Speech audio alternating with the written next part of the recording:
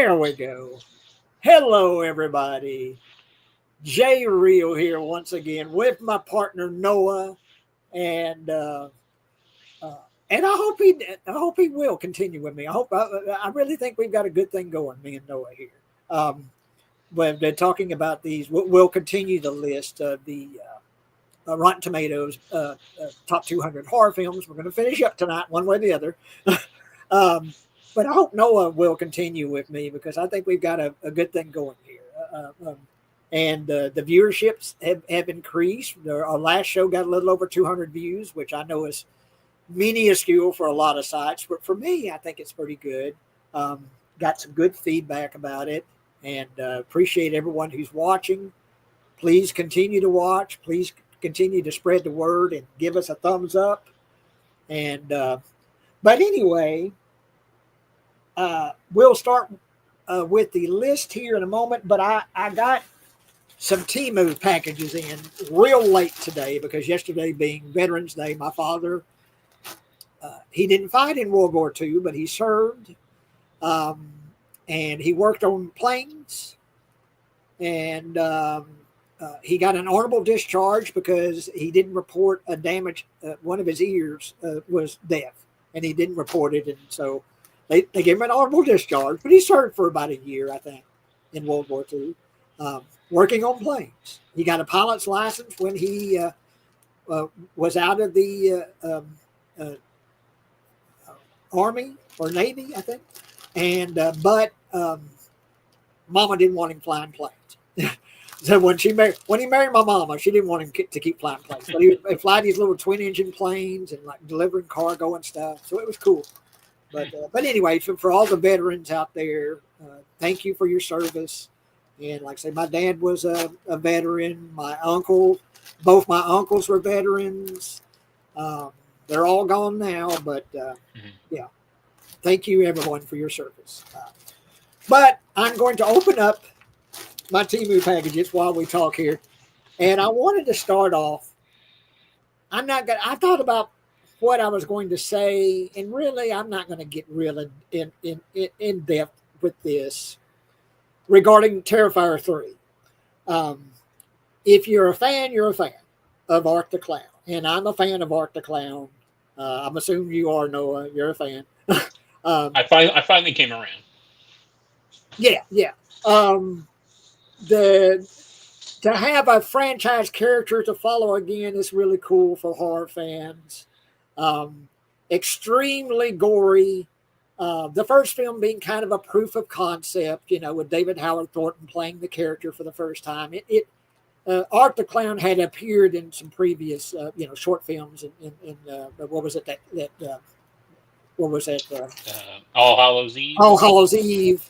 But David Howard Thornton played it for the first time in Terrifier.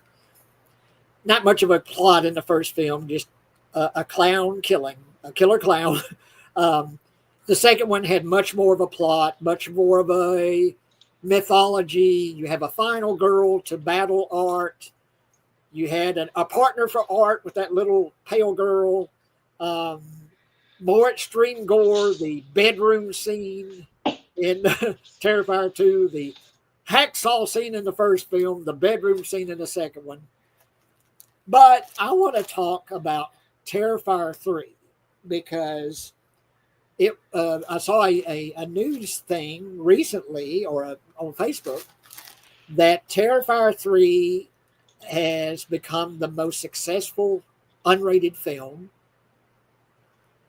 And what I wanted to bring up is that this extremely gory horror film, unrated horror film, was for a brief time the number one film in the country. It beat Joker 2, which I think one of my short films could have beat Joker 2, from what I'm hearing about it. Foley à deux or whatever you call the damn thing. But in a lot of really big budget films, Terrifier 3 kicked its ass and was the number one film for a short time. And an unrated horror film with extreme gore is the number one film in the country and becomes the highest grossing unrated film ever. So what do you think about all that? I mean, having lived through the uh,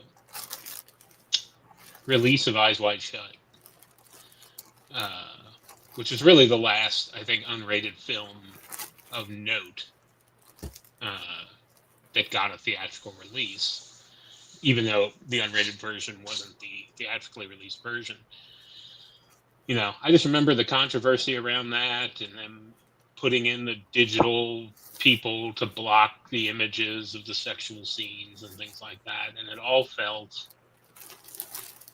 really childish and kind of silly. And now you have Terrifier 3, which doesn't really have any sexual content. Maybe that's the difference. But definitely has the violent content and is released unrated, and nobody really bats an eye at that. And well, and is number one. Children are killed. Yeah, yeah, yeah. What would have been? There was a time period where something like this would have been, as you mentioned with Eyes Wide Shut, the Kubrick film, that there had been a lot of controversy, and there was a certain amount of controversy with Terrifier 3, but not enough to stop it from being the number one film, and not enough for it to become the most highest grossing unrated film ever. So I just wondered if we're going through sort of a sea change here for horror films, or if this is just something that just happens every now and then. I think it's hard to say. I think what else is unusual about it is that it's the third film in a series, and it's this huge hit. It looks nice. I don't know. It feels unusual, but and I don't think it would happen if it wasn't for the kind of overall decline of theatrical film in general post-pandemic. I mean, the whole film industry is kind of clawing and grabbing at anything that they can think they can make work. And that's not to give Terrifier 3 short shrift or anything like that. But it's just a really unusual time for movies in general. Well, of course, with some exceptions, most people are watching their films streaming. Yeah. But this was an exception that people were going to the theaters. I saw it at the drive-in, Terrifier 3, and seeing this extremely gory, unrated horror film. That's the part that kind of gets to me, is that it's this really intense, really violent, unrated horror film that would be something that's great for horror fans, but it became kind of a global sensation for a brief time. That's the part that kind of I find surprising. Um, you know, uh, I'm almost reminded, and me being as old as I am, I remember when Deep Throat was kind of the thing to see. This was, of course, there was porn way before Deep Throat, but Deep Throat kind of was like the film that introduced porn to a lot of people. Just like the idea of seeing actual sex being depicted on film. And so people were like, you want to go? You want to see Deep Throat? Yeah, let's go see Deep Throat. And to go see this film with actual sex being depicted on film.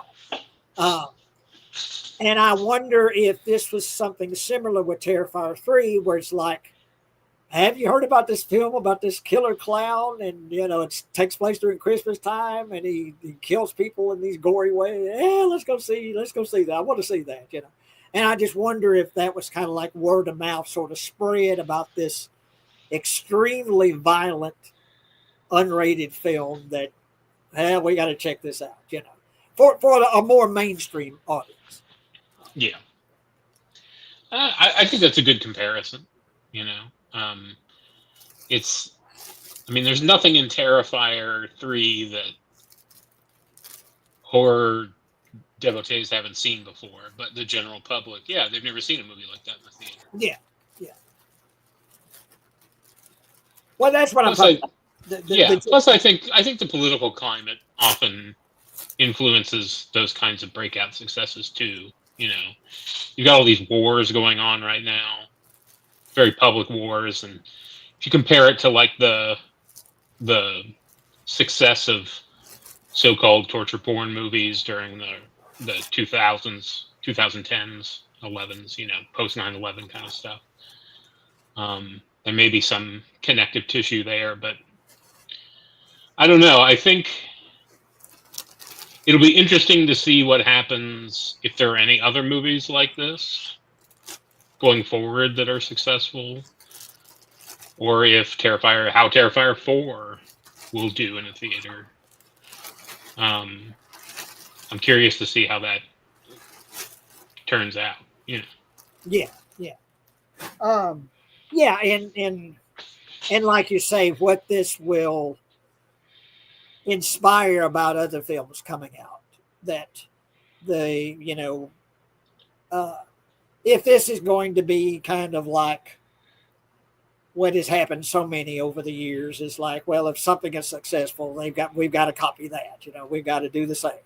We've got to, because that's what's popular, that's what's making the money. Okay, we got to give them that. If we're going to see more films that depict really violent scenes and gore or whatever, if they think, well, that isn't just a niche market anymore, this is becoming mainstream, so we got to give them that. Yeah.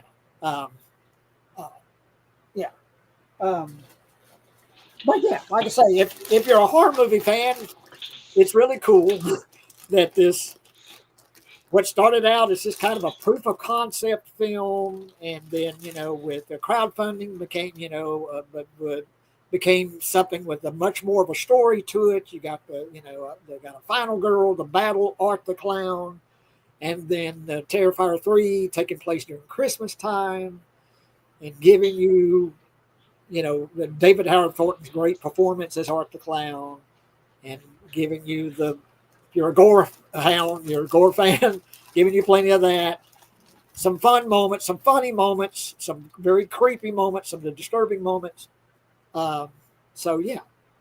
Yeah, I do think Lauren Rivera, who's the lead in 2 and 3, doesn't get enough credit because I think she really grounds those movies. If you had nothing against the actresses in the first film, but if you had actresses of the first movie's caliber leading 2 and 3, I don't think they'd be as successful. Now, and I know I should know that, but that's the quote unquote final girl you're talking about. Mm-hmm. Yeah. And what's the actress's name that plays the skin face girl? Because I can't remember. She's really good too, and I think she needs more credit than maybe she. Samantha Scafidi. Yeah, because she does a good job too. Yeah, she's of course in the first 2 films. Mm-hmm. The second film, the kind of little pale girl was kind of Art's partner, so to speak, and then but the skin face girl is his partner in part 3.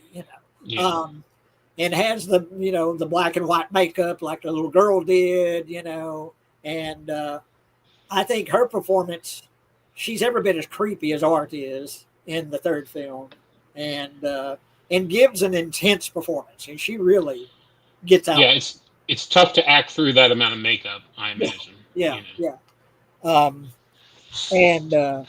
But yeah, it's going to be interesting to see what's. Hang on just a minute. Okay, yeah.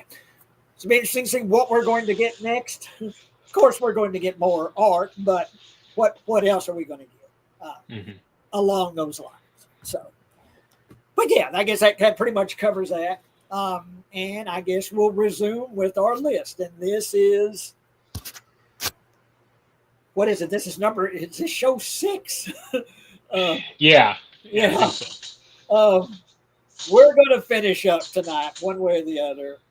And this is Rotten Tomatoes top 200 horror films, according to Rotten Tomatoes, which is the basically public scores. Just that I guess they compiled the scores that the public gives for horror films, and they have compiled this list. It's been a weird list. There's been some films that I didn't. We don't really even consider horror films that's on this list. There's been a lot of films that are way low on the list. We feel should be much higher. There's been several I've never seen before. Some I've never heard of before. But number 28, I certainly have heard of. But it's been a long time since I've watched it, so I'm going to kind of turn it over to you to talk about it. This is The Ring, a 1998, 98% score. And its original title is Ringu. Ringu combines supernatural elements with anxieties about modern technology in a truly frightening and unnerving way. Um, Now, are they talking about the American version or the Asian version here? The original Japanese version. Okay, there's the original Japanese version. I've only seen it once. Terrible, I know, but I've only seen it once. But anyway, just the image of that girl with the long black hair, kind of a living video image as she crawls out of that television is one of the most unnerving things ever depicted on film. But it's been so long since I've seen either the this version or the American version, so I'm going to turn it over to you. But what are your thoughts on Ringu? I mean, it's not like I like it. It's definitely a classic just based on its impact, you know, because I mean, it literally spawned an entire genre, basically. I mean, they were doing knockoffs and cash-ins for at least a decade afterwards, if not longer, and we still see stuff to this day. These attempts to take the classic ghost story and modernize it or update it or add a twist. They're still doing it with stuff like Night Swim, which is, I guess, a haunted swimming pool or something like that. You know, but this is definitely I think, the first film to take those classic, uh, especially the Japanese female ghost, the long black-haired female ghost that you would see in like No theater and Japanese classics like uh, uh, I'm blanking, but stuff from the 50s and 60s Yeah, Japanese cinema. You would see those types of ghosts in there. But taking it and combining it with, like they say, modern technology, even though things like, the CRT TV and VHS was starting to go out of fashion at that point in time. Um, it was the first one to really do that in a serious way. I mean, you had attempts to combine ghosts and technology in the past with things like Ghostbusters and but those were always more like adventure comedy type pictures. Um, and I think, I like the original. I think the American remake is just as good, honestly. One of the few remakes out there that's really good. Um, and I don't think really anything that is inspired has really lived up to it.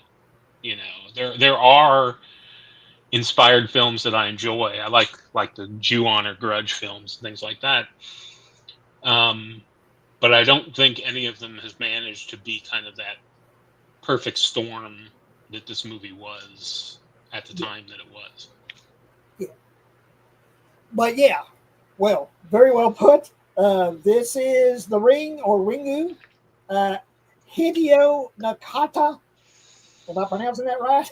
As a Mhm. director, 98% score, 1998, The Ring or Ringu.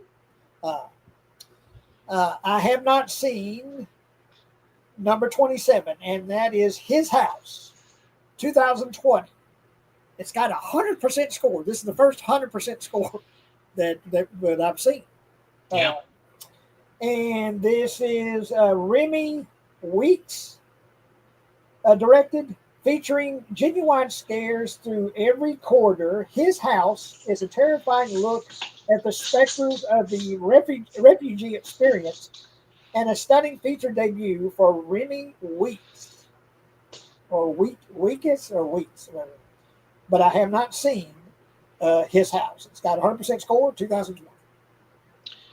I haven't seen it either. It sounds interesting. I like the idea of using the immigrant experience as a catalyst for a horror tale. I mean, that's something you're reading about that stuff in the news every day, regardless of what year it is. There's always something going on like that.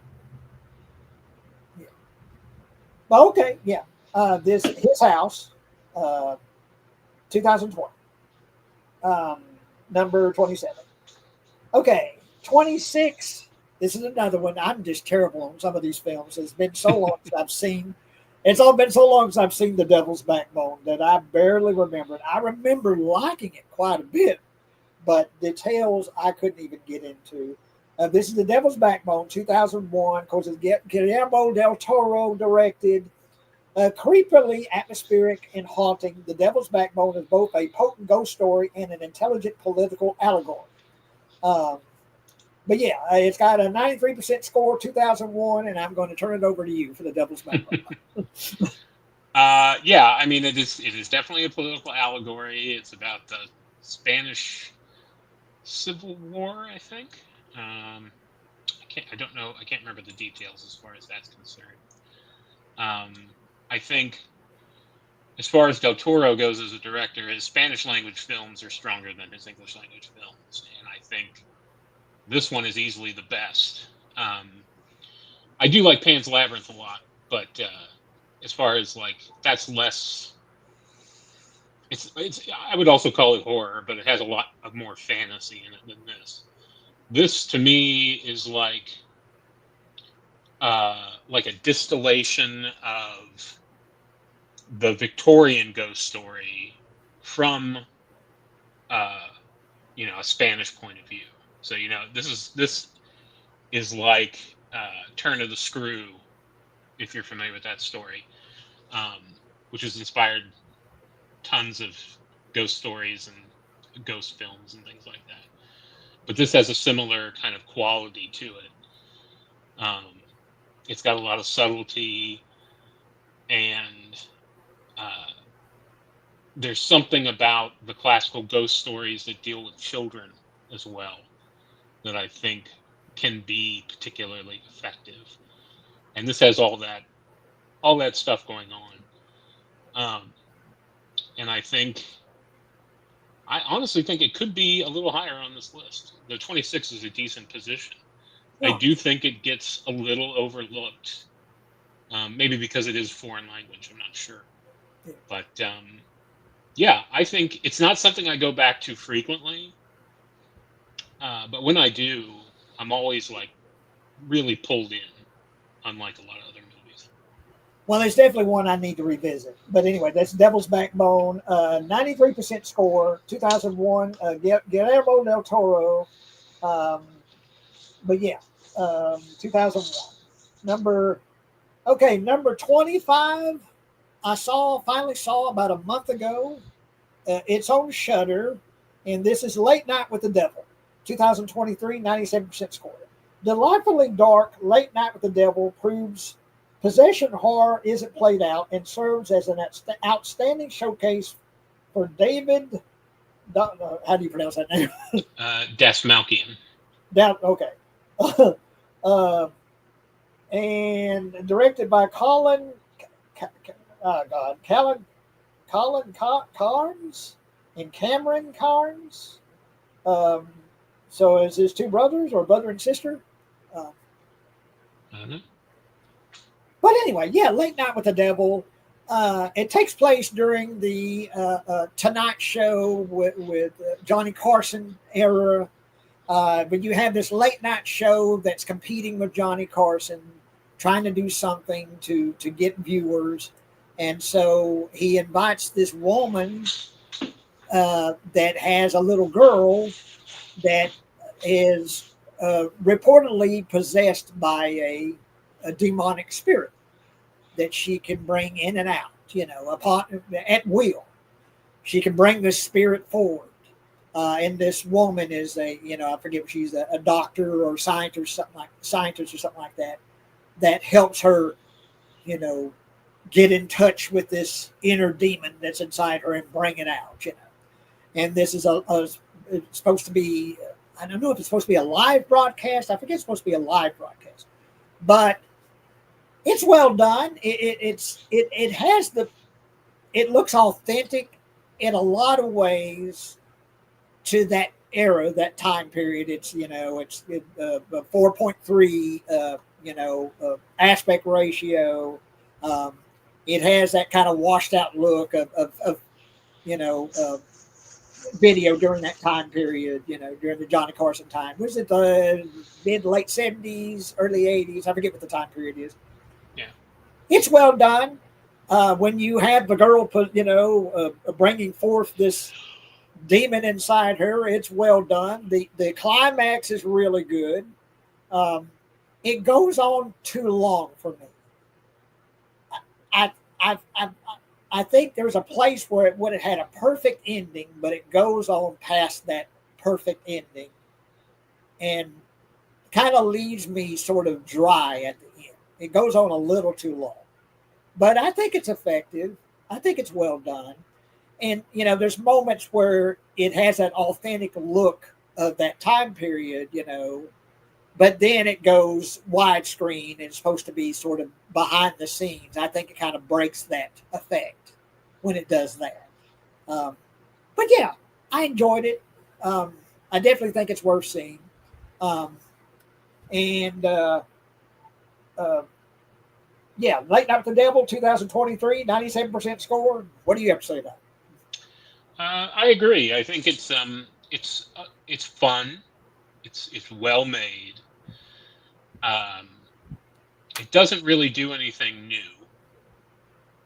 Uh, and I agree with the critic consensus here. It is a really good showcase for David Dismalkian, who is mainly a character actor or uh, you know, playing small parts in other films. This was a good vehicle for him. And I think the other actors are very good, though I really don't like the performance of the guy who plays the skeptic in this film. I think Yeah, it's real corny and over the top. yeah, me, Um, me, me either. I thought, yeah, yeah.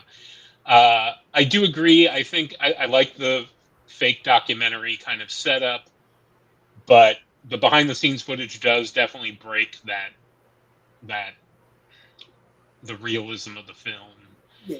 And then you have the whole film. I mean, that whole gimmick drops away at the end, and it just becomes a normal kind of third person narrative film. Um, which I think by that point I was okay with it because I was ready for it to kind of wrap up, like you said. Um, but I don't think that was an effective decision. It reminds me a lot of um, the last broadcast. I don't know if you're familiar with that. That's another fake documentary film that came out right around the time of the Blair Witch Project. And it does a similar thing where it breaks format completely for the end of the movie. Yeah. And then, of course, the whole thing is essentially heavily inspired by Ghost Watch, the BBC television special, which I think uh, to this day has not been. Nobody has done, even movies like Blair Witch, I don't think have done a mockumentary or a fake broadcast And I any have not better. seen that. And what is that again? Ghost Watch. It was Ghost. a BBC Halloween special, but it was done a la um, War of the Worlds radio broadcast. So the real TV anchors were playing themselves. The real guest hosts and actors were playing themselves, and it was done in the style of a TV special that explores a haunted house. Um, and it never really breaks uh, that gimmick through the whole thing. So much so that, even though they aired a disclaimer at the beginning of the special, uh, they got a record number of complaints from people who thought it was real and were very offended by. It's presented as something that's actually, a broadcast that's actually happened. Yeah, and during the special, they put a phone number up on screen saying, "Hey, call us and tell us about your experience with ghosts, or tell us what you think of the program." And if you called, it would tell you this isn't real. This No, is just a TV Halloween special. But thousands and thousands of people did not get that, and they have still to this day, I think, never shown it again on television. You can buy it now on Blu-ray, huh. but Well, definitely something I'd like to see. A Ghost Watch, and like you say, presented kind of like the Orson Welles or War of the Worlds. yeah, Yeah. Uh, but anyway, yeah, that is Late Night with the Devil, 2023, 97% score. Yeah. Yeah, it's fun. Like I said, it goes on a little too long, but definitely worth a watch. Okay, we got a classic for number 24. I love the original. I love the remake. I saw the remake a couple of weeks ago for like the 20th time. And this is Invasion of the Body Snatchers, 1956, 97% score. Don Siegel directed. Kevin McCarthy is kind of like the lead in this film. He has a brief little cameo in the remake it's a fun, little cameo by him. Um, but anyway, Invasion of the Body Snatchers, one of the best political allegories of the 1950s. Invasion of the Body Snatchers is an efficient, chilling blend of sci-fi and horror. And yeah, you've got these aliens that land on Earth in the form of these kind of plants or pods that can replicate human beings and turn them into lifeless, emotionless husks. Um, it can duplicate human beings, and it's basically slowly taking over the world. Invasion of the Body Snatchers. Um, and like you say, the political allegories are all over the place. But anyway, what do you have to say about Invasion of the Body Snatchers? yeah. I mean, it's a classic. It's some elements are a little clunky now, which I think is why the '70s remake is so good and kind of embraced more often, I think, than the original here, because it has aged better, being more recent. But I still really like it. I'm a huge fan of Kevin McCarthy. Um, I grew up watching the Weird Al movie UHF, and he plays the villain in that, and so I've loved him ever since. Ever since then. And Twilight Zone, the movie, Twilight Zone, the movie. He's in a lot of Joe Dante stuff. Yeah. Um, but yeah, political allegory. Whether it's anti-communist or anti-communist, it's hard to say. But yeah, I mean, if you like the later ones and you've never seen the original, you should definitely check it out at least once. Yeah. But yeah, this Invasion of the Body Snatchers, 97% score. Don Siegel directed. Of course, it's a classic. 1956. Okay, here we go again for a movie that I am going to need to be taken out and shot in the back of the head because I have seen it, but it's been forever and a day since I have seen Repulsion. Of course, Roman Polanski. And it's got Catherine Deneuve. Yvonne, well, I'm not going to pronounce it. But anyway, Roman Polanski's first English film follows a schizophrenic woman's descent into madness and makes the audience feel as claustrophobic as the character. Yeah, it's been forever and a day since I've seen Repulsion, so I'm going to turn it over to you. But of course, Roman Polanski, with the Rosemary's Baby, and in this one, almost will make a good double feature, I think. But anyway, what do you say about Repulsion? Like you, I haven't seen it in a long time. I don't remember a lot of the plot details. I remember a lot of the imagery from it because it's mainly just Catherine Deneuve alone in an apartment going crazy for an hour, and your mileage will honestly vary with that. It's very well made, obviously, but I think when I first saw it, I thought it was kind of boring, because you're either drawn in by that scenario or you're not. And I feel like the breakdown of her mentally is not slow across the film. It seems to happen pretty quickly, honestly. Um, but there's some interesting imagery with, I think the most famous imagery being her finding a hole in the wall and pulling human teeth out of it, I think is one of the more famous scenes. Um, but and then of course you got the whole Polanski thing. A lot of people don't want to watch his stuff anymore, and I totally understand that. No judgment there. Um, yeah, I think considering his other movies, I think this is kind of one of his more minor achievements. Not really a big showstopper, and I'm kind of surprised it's this high on the list. Yeah. But anyway, yeah, number 23, Repulsion, 1965, 96% score. Roman Polanski's Repulsion. Okay.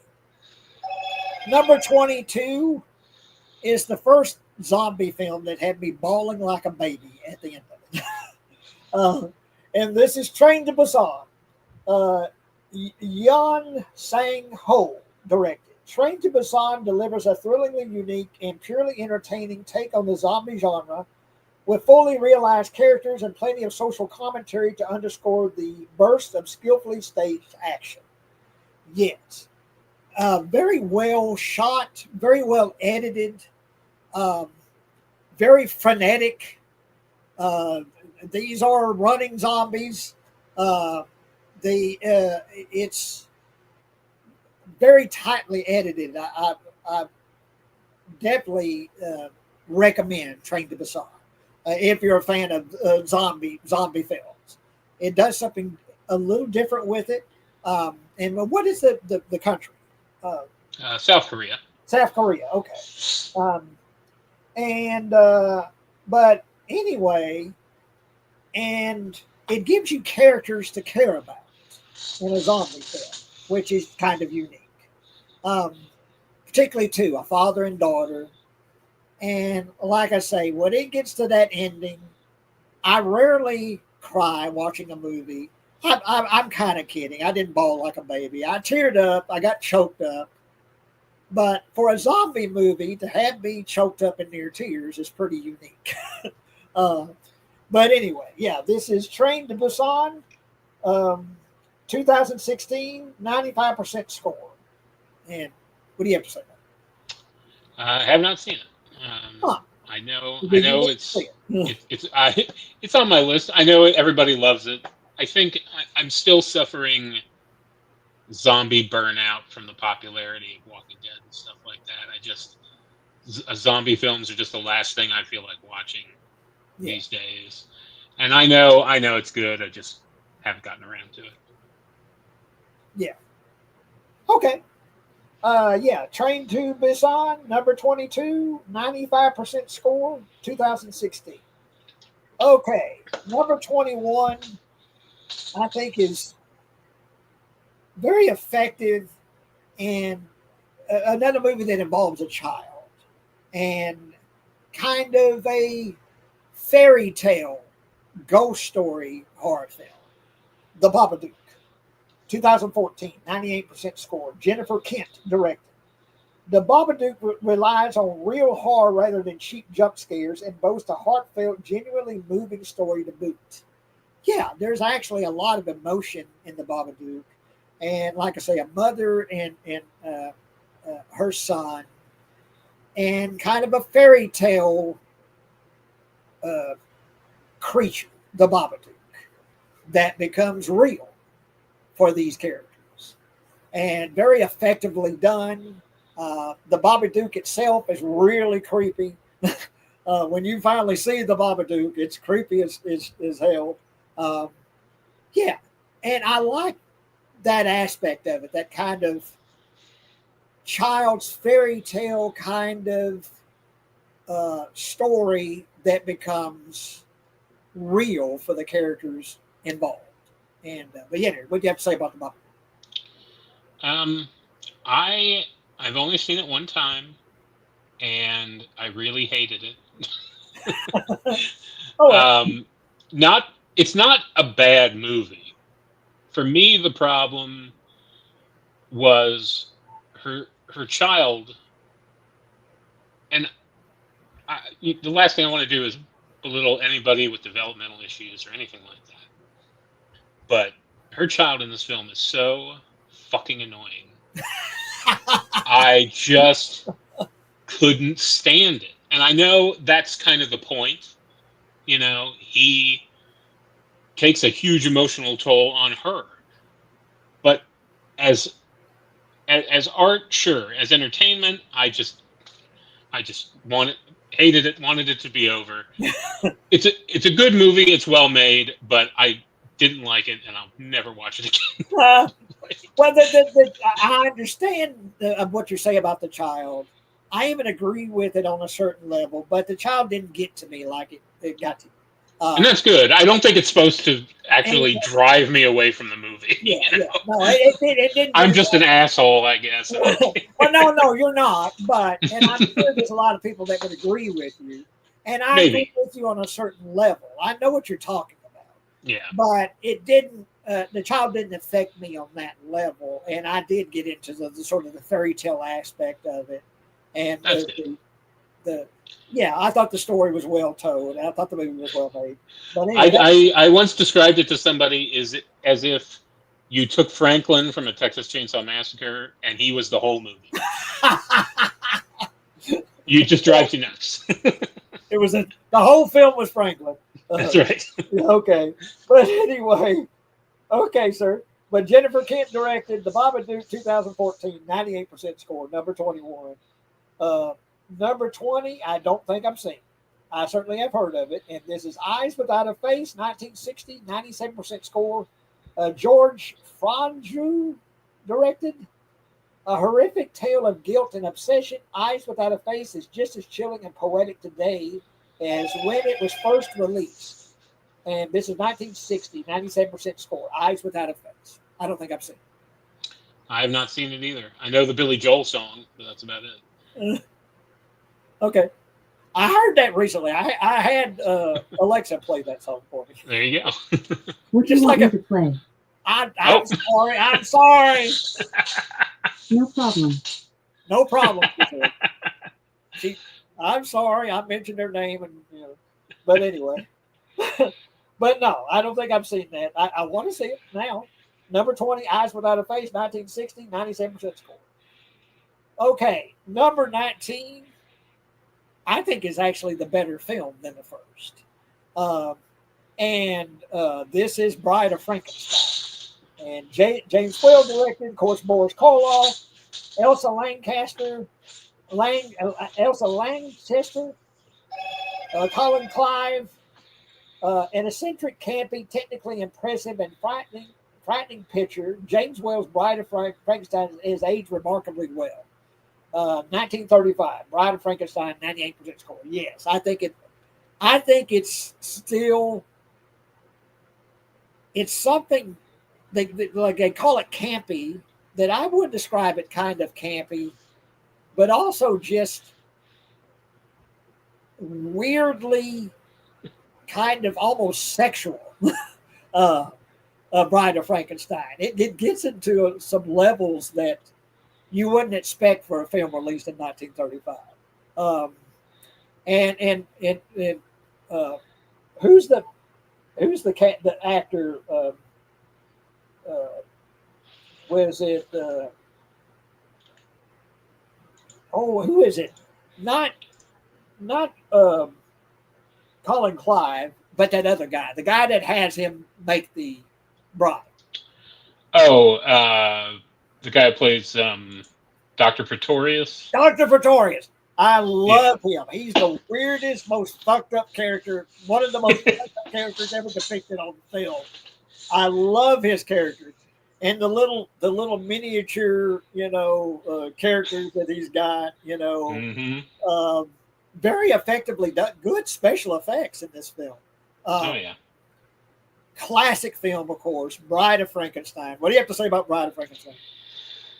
It's I don't know. I mean, it's undeniably great and a classic. I think for the more serious horror person, uh, I think the first one works a little better. I remember the first time I saw this, I was really taken aback by how weird and how campy and honestly, it's super gay. Like it is, it's crazy gay in a good way. You know, Yeah, I yeah. don't mean that in a bad way, I but know what you mean, though. No. yeah, it's just it's super queer and weird, and I mean, there's definitely not much like it even today. So, Yeah. but yeah, it's super. Even if you don't enjoy it necessarily as a horror film, it's super fun. You know? Yeah, and I think it. I guess that's the way I would describe it. It's the most fun film of the Yeah, two. The first one might be the better movie, the better made movie, but I think this is the most fun. It's weird, like you say. Yeah, it's queer, uh, um, but yeah, great imagery, great performance by Elsa Lanchester. hmm Yeah, she plays yeah, two she's characters. fantastic. Yeah, she plays the two characters in the film. She plays the bride, and of course that look and that hair and all that. Uh, and then she plays who is it? The girl that wrote the novel. Yeah, Mary Shelley. Mary Shelley. Yeah, she plays Mary Shelley. But anyway, of course, it's a classic. Bride of Frankenstein.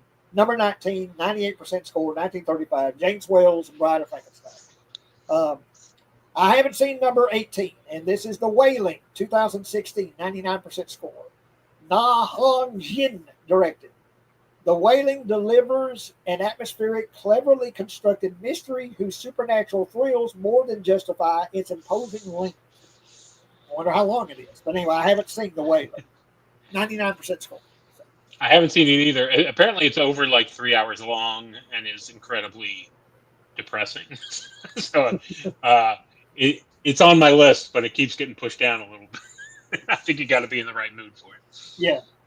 But anyway, yeah, The Wailing, 99% score, 2016.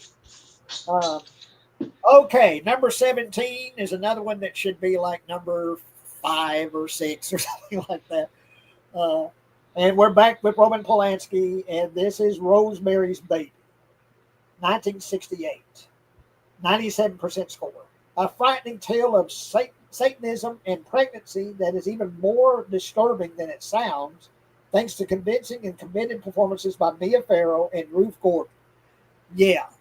Um, as much as I love Mia Farrow in this film, I love Ruth Gordon even more. Uh, I love her in Rosemary's Baby. And there's a prequel film that was just come out. And what's the name of that film? I think it's Apartment 7A. Apartment 7A.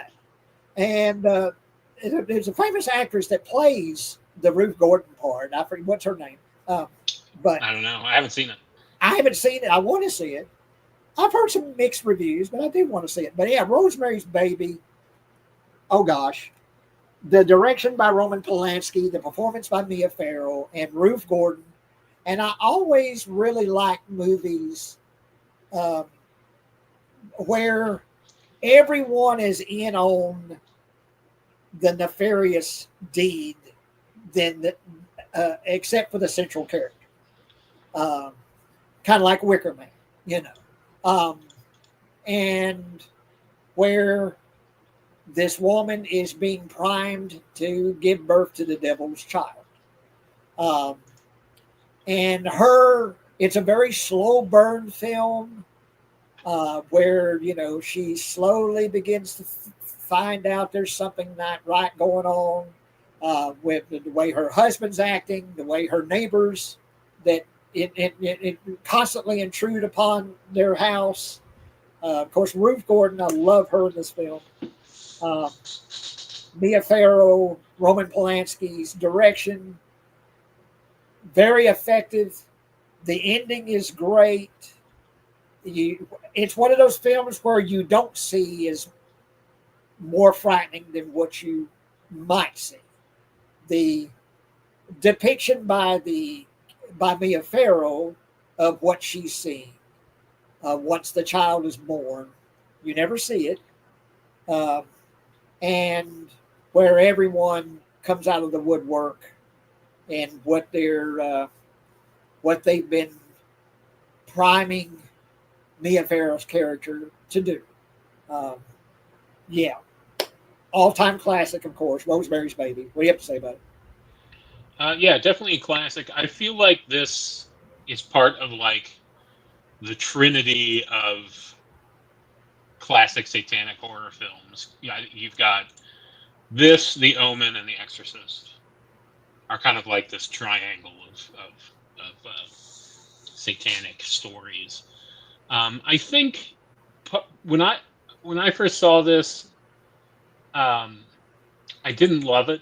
I think part of it was it had been built up to me over time before when I finally watched it, because it's a fairly the story itself is very simple, but it's not really about the plotting. It's about the characterizations and the psychology of it all. Yeah, It's a much deeper film than just uh, an antichrist story. Um, and yeah, it's definitely some of I think Polanski's best direction. Uh, but like those other films, I do think as time goes on, its effectiveness wanes to a certain degree with popular audiences. I just think uh, I think it's just a side effect of religious horror in general. But no, I mean it's definitely like you said, it's definitely classic. It should definitely be on this list and yeah. probably Like I say, higher. it's with another one very slow burn film, Yeah, but yeah, absolutely. 1970, number 17, 97% score, 1968's Rosemary's Baby, Roman Polanski. Okay, uh, number 16, and that's something that me being so nearsighted, I didn't notice it until I watched the show later because we talked about the remake Nosferatu. You got the poster behind you for the film. Oh yeah. So, and I didn't notice until I watched some clips later. Ah, he's got we. You should have said, yeah, I got the poster back here. uh, but this is the original Nosferatu, 1922, 97% score. F.W. Murnau directed one of the silent era's most influential masterpieces, Nosferatu's eerie gothic feel and a chilling performance by Max Schreck as the vampire set the template for the horror films that followed. Oh gosh, yeah, Max Schreck. Uh, it's we talked about the film Shadow of the Vampire that kind of talks about how Max Schreck was maybe actually a vampire. um, and when you see the man in this film, I can almost believe it. I can almost believe that man was actually a fucking vampire. Uh, one of the most chilling images ever captured on film is Max Schreck as Nosferatu, basically Dracula. The same. It's basically the story of Dracula. But was it? So was it copyright issues or something like that that made them change the name to Nosferatu? Yeah, they changed the name and they changed some of the plot elements, and they thought that would satisfy any potential lawsuits. Famously, it did not. They were sued out of existence in court, and all but a single copy of the film was destroyed as a result. Huh. Yeah, I didn't know that. Yeah, Uh, yeah. but This movie is this close to not existing. well, gosh, what can you say about this film? It just one of the some of the creepiest images ever captured on film with Max Schreck as Nosferatu. Um, just great in direction by F.W. Murnau.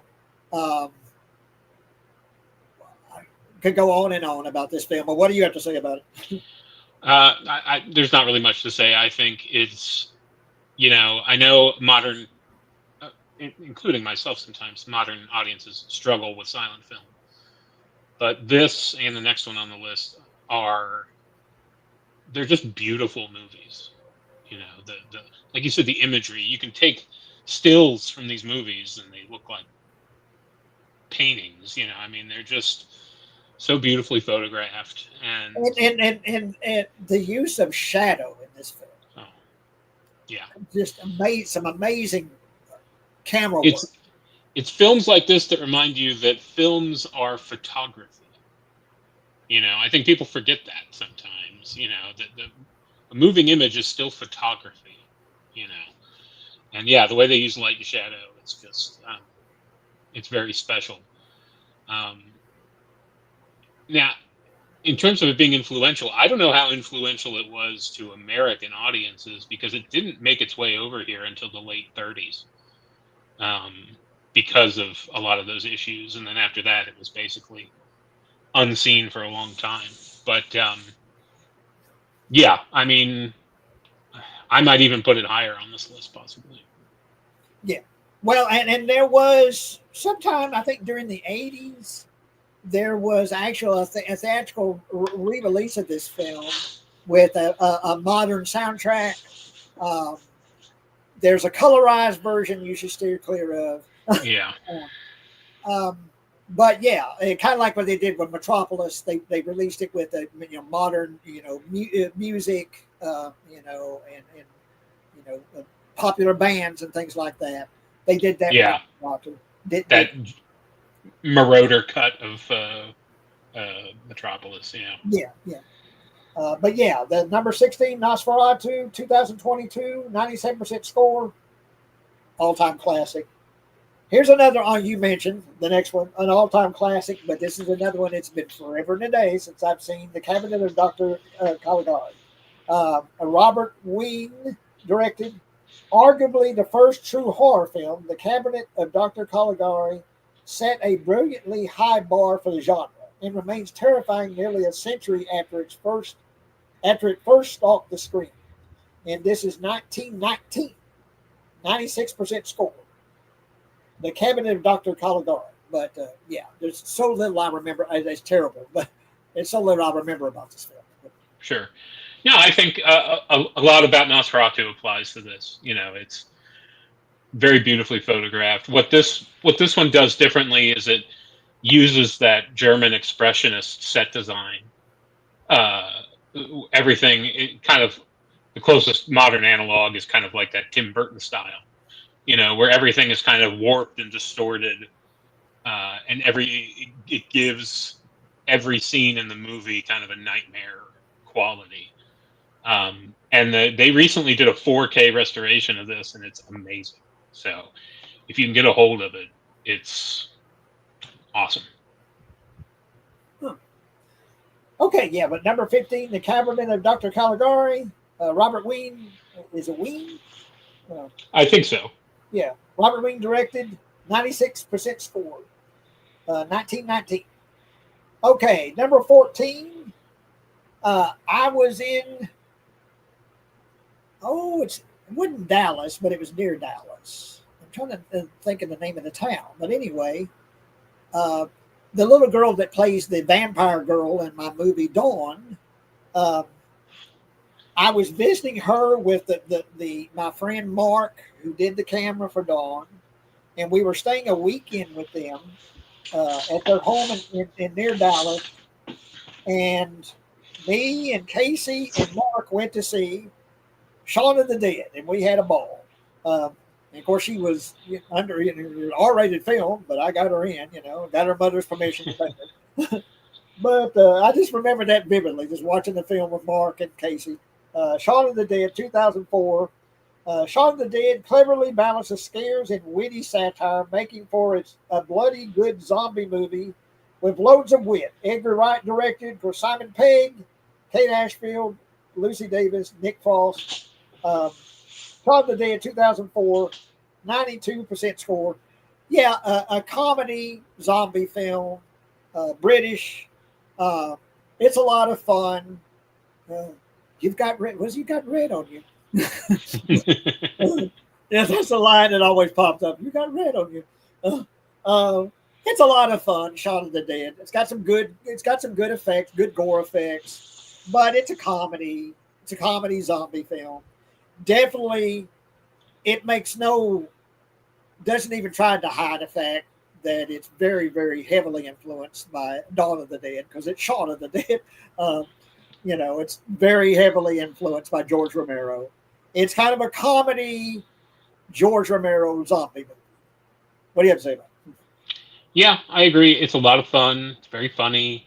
I think the best thing about it is that the script is very multi-leveled. The jokes there's a lot of callbacks, and some of the jokes have multiple meanings and things like that, which you don't really see in most comedies. It's very well written. Um, I do think I do honestly think it is a little overrated. Um, I think there have been other zombie comedies, and this definitely does something different. But and it's a great film, but it doesn't blow me away necessarily. It's just good fun, you know. Yeah, I yeah, I I have no problem with it being on this list, but I think 14 is way too high. And I also feel this is not Edgar Wright's best movie either, in my opinion. I think Hot Fuzz is uh, much more successful, at least as a comedy. yeah. It's doing something different than this movie, but as a comedy, that's maybe one of the best comedies of all time. So, uh, not to take anything away from this, but But yeah, it's a lot of fun. In British humor, uh, yeah, Shaun of the Dead. 92% score, 2004, Edgar Wright, Shaun of the Dead. Number 14.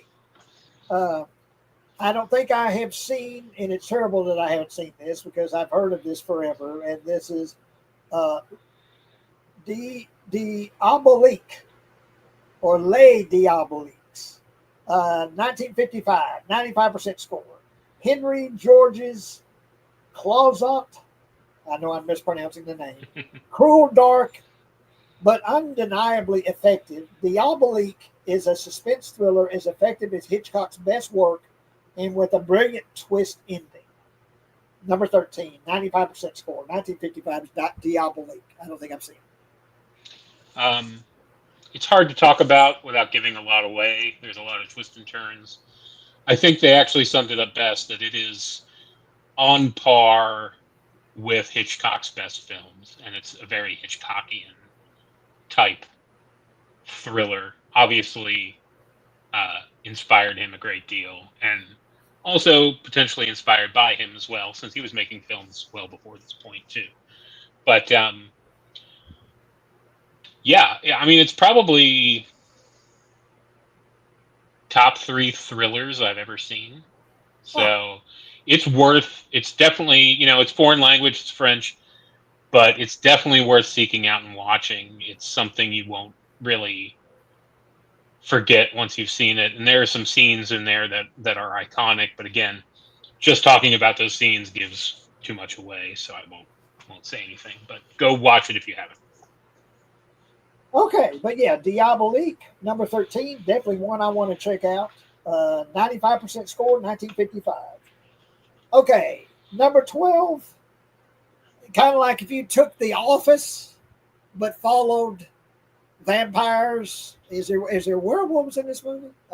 There are werewolves in this movie too. Yeah. Werewolves, vampires, kind of like if you took The Office in that sort of format and followed vampires and werewolves about their daily activities. And this is What We Do in the Shadows.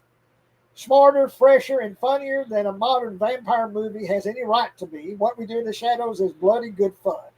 Uh, Jermaine Clement and Taika Waititi directed. Hmm.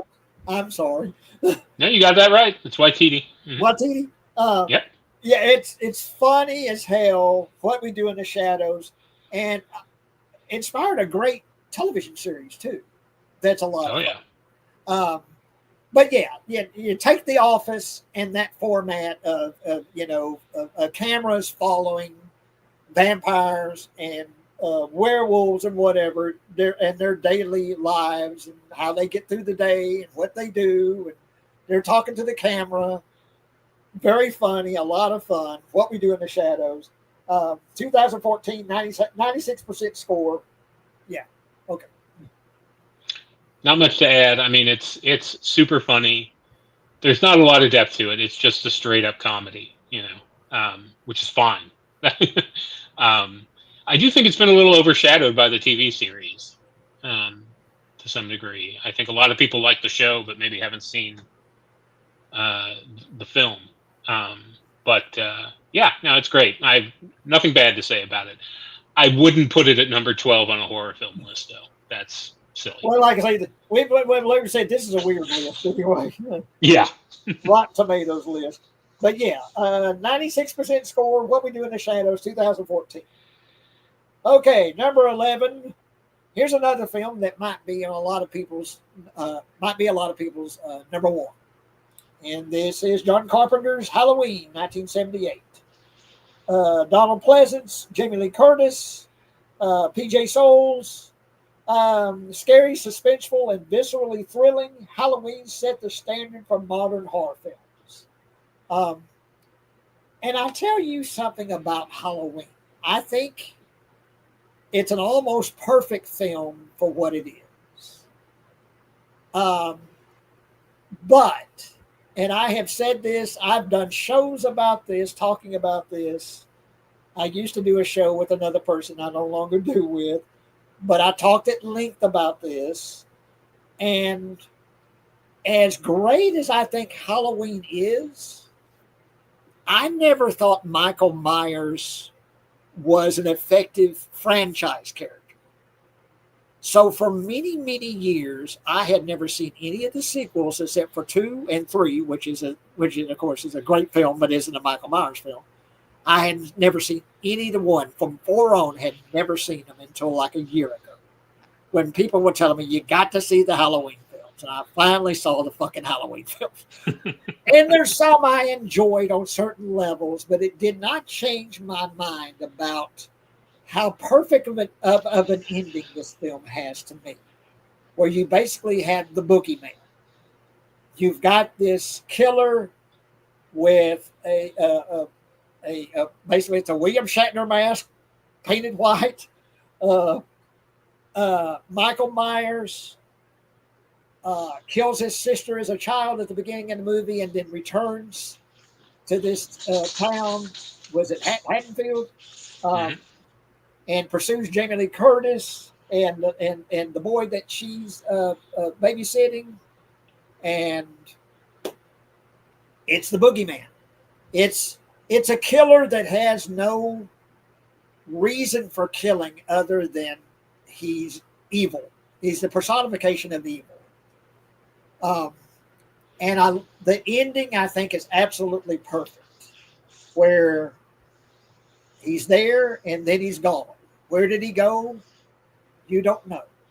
And I like not knowing where Michael Myers ends up at the end of Halloween. I saw Halloween 2 one time. I don't remember a bit about it. And finally saw those damn sequels.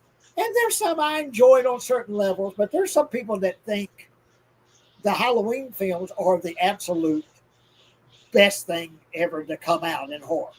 And I have never thought that. And have been avoiding the sequels until just recently. But of course, the first one is a classic.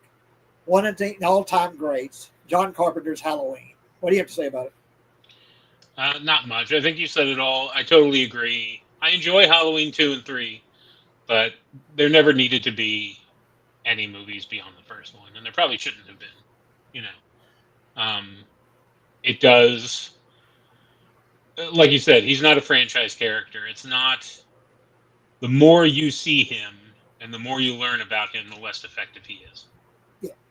So, after however many goddamn movies they've made, it's no surprise that people are fucking sick of it, and don't want any more Halloween movies. Yeah. I don't. But at least not for a long time.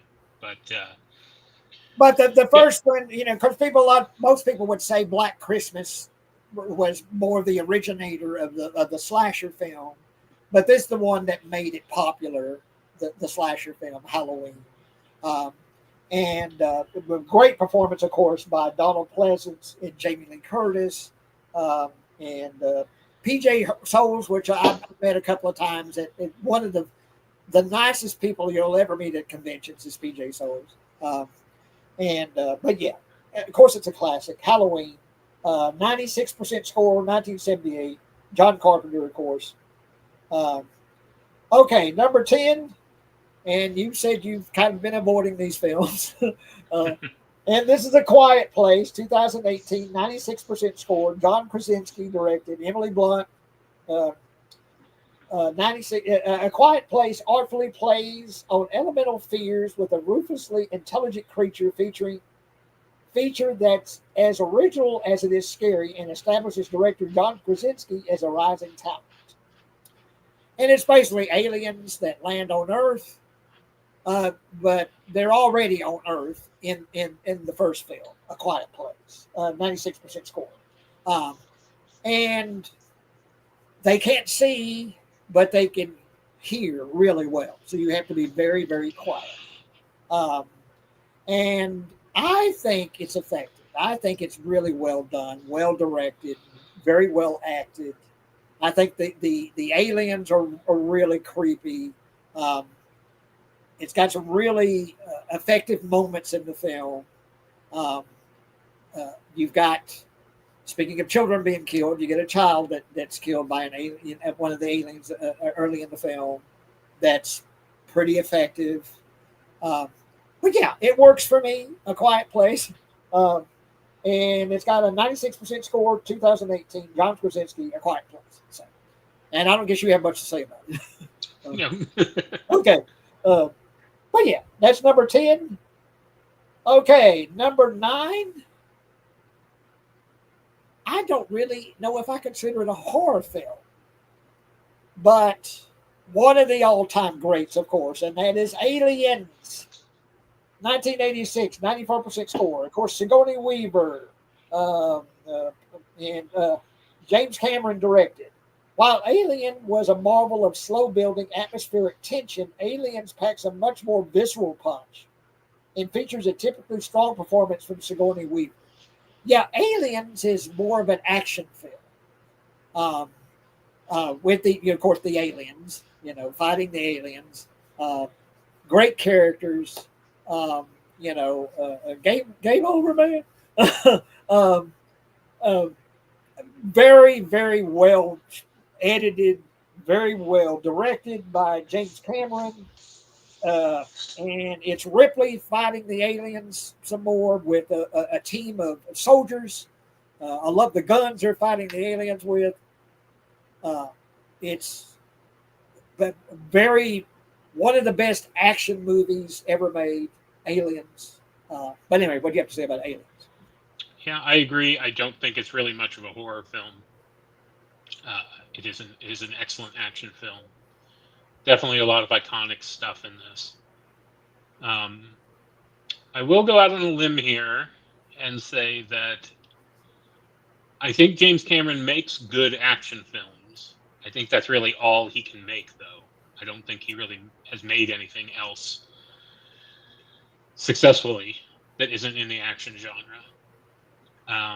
And yeah, the performances are great, but I also don't care for his writing. Particularly, he loves to brag about his strong female protagonists, but all his strong female protagonists, they're just moms. That's really all there is to their characters. They're moms. They're moms protecting their children. You've got, Ripley protecting Newt. You've got Sarah Connor protecting John and T2. In Terminator, Sarah Connor is not a very strong character. She's led around by the hand and protected by Michael Bihn's character the whole movie. So I think he's kind of full of shit when it comes to his female characters.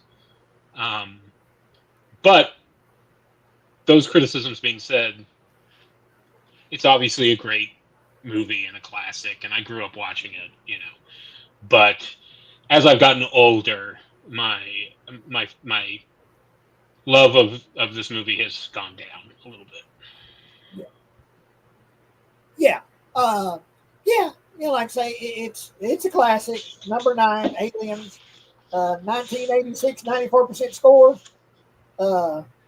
Okay, number 8 is another one I don't really consider a horror film. Uh, it's an all-time classic, and that's King Kong. 1933, 97% score. Marion C. Cooper, Ernest B. Schoedsack directed. King Kong explores the soul of a monster, making audiences scream and cry throughout the film, in large part due to Kong's breakthrough special effects. Of course, Fay Ray, Bruce Cabot, uh, 97% score. Yeah, I don't consider King Kong to be a horror film. It's more of a monster movie.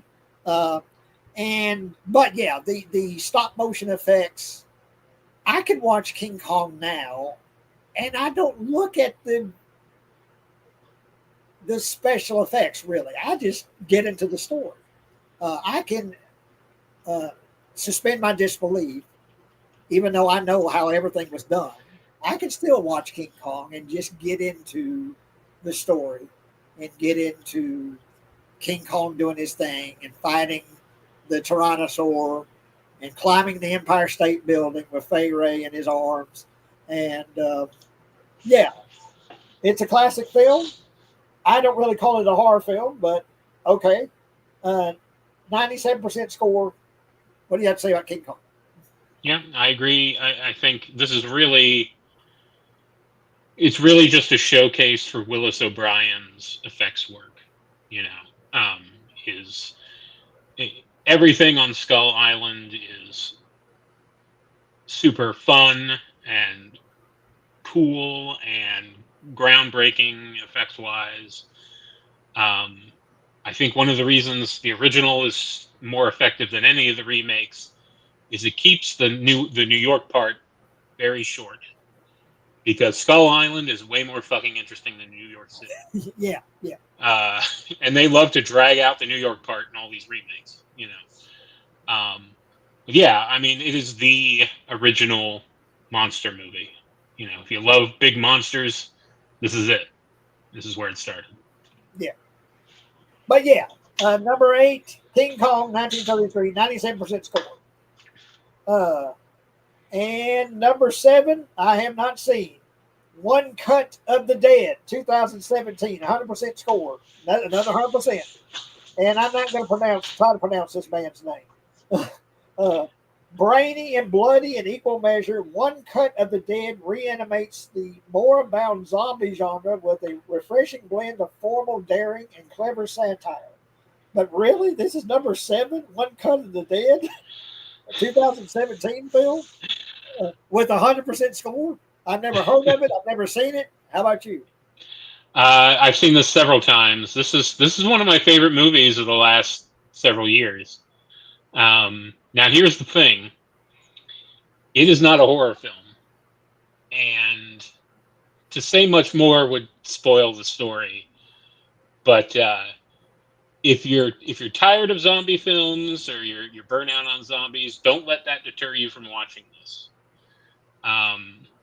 It is not what you'll expect. And it is an incredibly funny and heartwarming film, believe it or not. Definitely not a horror film, though, but a great feel-good comedy. As a zombie movie. Yeah. Mm-hmm. Huh. Well, no, definitely one I want to see. One Cut of the Dead, 2017, 100% score. Can't get better than that as far as the score. And can you pronounce the director's name? It is Shinichiro Ueda. Okay. One Cut of the Dead, 2017, number 7. Okay, number 6.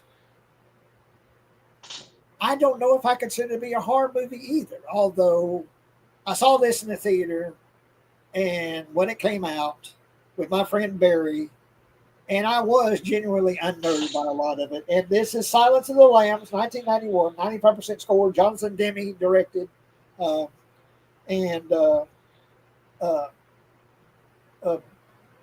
Watch his Talking Heads movie too, Jonathan Demme. the Talking Heads. Stop Making Sense. Stop Making Sense. Watch that, Jonathan Demme. one of my favorite concert films ever, directed by him. But director Jonathan Demme's smart talk thriller teeters on the edge between psychological study and all-out horror, and benefits greatly from stellar performances by Anthony Hopkins and Jodie Foster. And yeah, oh gosh, what can you say about Silence of the Lambs and Anthony Hopkins as Hannibal Lecter? And the this film, I think it won all kinds of Oscars. It won Jodie Foster, I think, won Best Actress. Anthony Hopkins won Best Actor, I think. I think it won Best Picture. And for a film that has the amount of really creepy moments and actually has some gory moments in it. And Hannibal Lecter is Hannibal the Cannibal, this man that's in prison and being questioned by Jodie Foster, who's a police officer investigating some serial killings and trying to find the killer, and talking to Hannibal Lecter in prison and getting his feedback on how she can find the killer. Absolutely stunning performances in this film by Jodie Foster and Anthony Hopkins. But yeah, Silence of the Lambs, 1991, 95% score. Yeah. Yeah, I mean, it's definitely a classic. Super, super well made, well shot, well written. Again, I may have a controversial opinion on this film in that, while I think Anthony Hopkins' performance is good, I think it's very overrated. I think it's too campy. He overdoes it. I think he's basically playing like Dracula to me. You know, it's so theatrical. It totally works for the movie, don't get me wrong. But if you're familiar with Manhunter, the Michael Mann film, Yeah. I find that I'm blanking on the actor's name, but the actor who plays Lecter in that film, yeah, is much scarier to me because he's much more grounded and realistic, you know. But that aside, this is still a great movie, and I own it, and I love it. You know, it's a good movie. Yeah. The only other thing, Brian Cox, that's who I was trying to think of. Brian Cox, who plays Lecter in Manhunter. The only other thing I will say, for those who are maybe more liberally minded, the book goes out of its way to disassociate Buffalo Bill with trans people, which the film does not, and is a frequent criticism of the film these days. So I think it's a shame that they don't take a moment to do that. But that being said, if you find that a problem with the film, read the book. The book is more nuanced, for sure. I didn't know that. I didn't know the book didn't go into into that level. Yeah. They have a psychologist specifically call that out. This is not a transsexual individual. You know, this is just a very disturbed person. You know? Yeah. But of course, Ted Levine, it puts the lotion on its skin, so it gets the hose again. And then great performance. Ted Levine, was she a real fat person?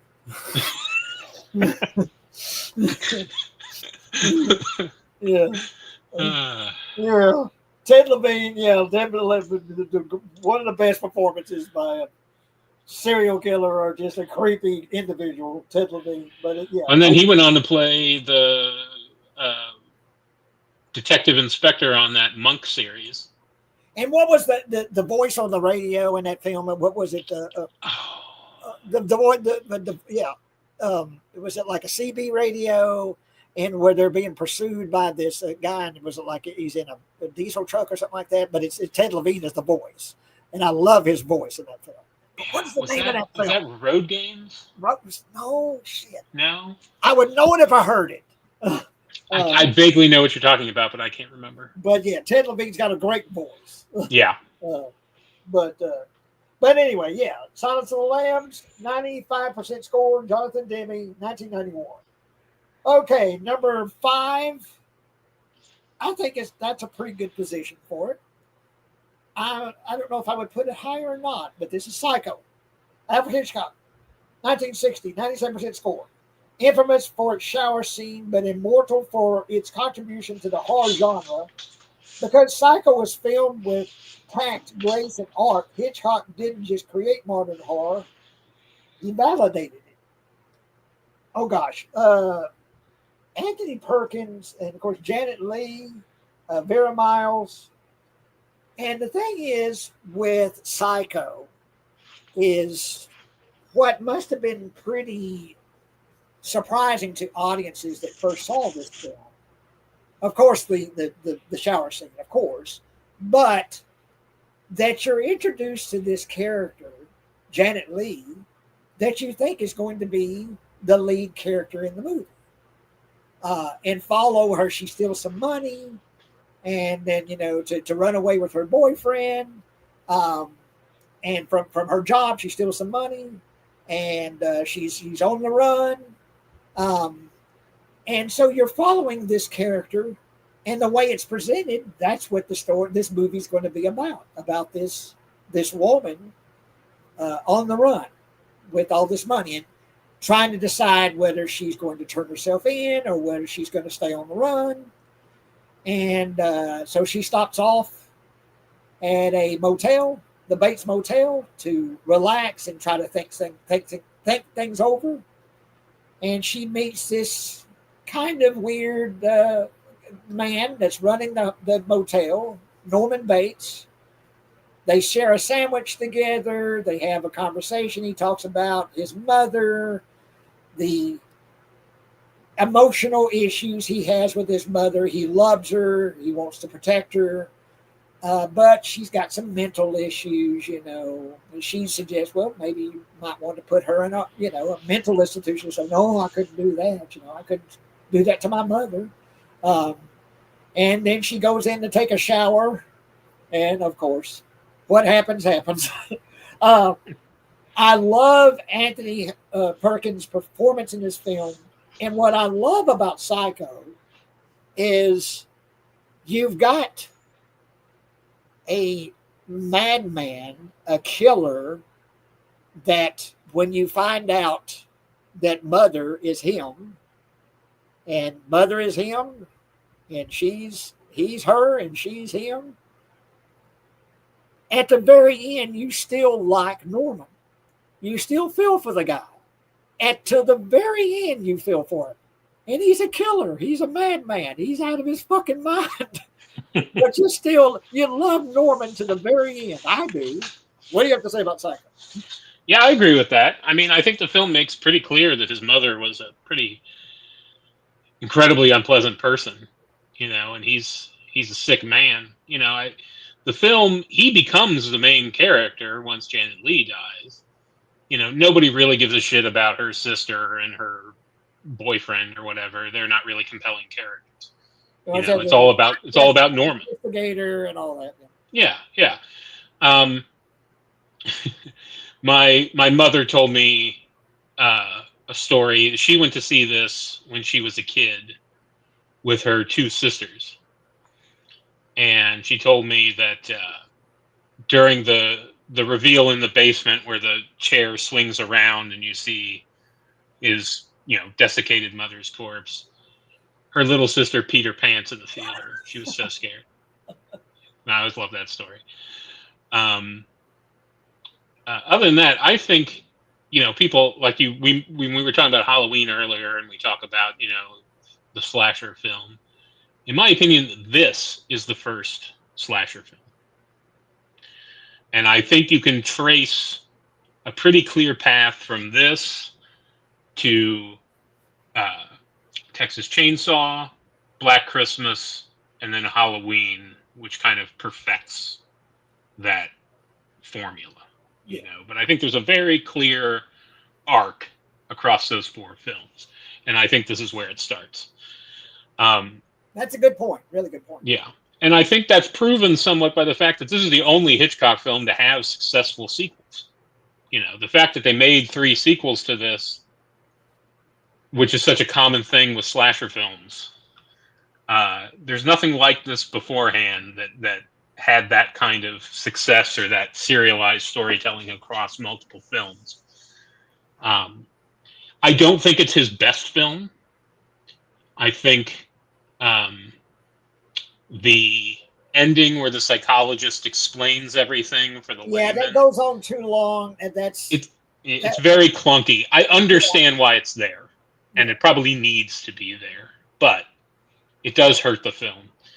And I think the other thing I love about this movie is, people will criticize other films or books that have twists or are predictable. And they'll say, well, I didn't like it because it was predictable. Or, well, I've seen it. I know the twist. I don't need to see it again. This movie is just as awesome every time I watch it. Doesn't matter. I saw it about a month ago. I've seen it, countless times.